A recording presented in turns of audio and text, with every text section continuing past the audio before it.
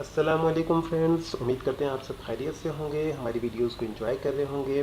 जी हम आज का टॉपिक भी आप लोग देख सकते हैं। ये आप लोगों को पिक्चर में जो मुस्लिम खातून नज़र आ रही हैं, ये किसी इस्लामी मुल्क की रिपोर्टर नहीं, अमेरिका के शहर में अमेरिका के एक टीवी चैनल की न्यूज़ रिपोर्टर हैं ताहिरा रहमान। जी हाँ फ्रेंड्स, ये हिजाब में पहली मर्तबा अमेरिका के टीवी चैनल की हिस्ट्री की वाहिद खातून हैं जो हिजाब में ऑन एयर हुई और हिजाब में ये न्यूज़ रिपोर्टिंग का काम करती हैं। आप देख सकते हैं इनका हुलिया। जी हाँ फ्रेंड्स, ये इसी तरीके से न्यूज़ रिपोर्टिंग का काम करती हैं हिजाब पहनकर।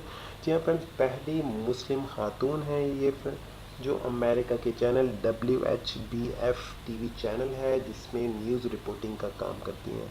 इन्होंने अपने इंटरव्यू में बताया कि इन्होंने हिजाब 12 साल की उम्र से पहनना शुरू किया।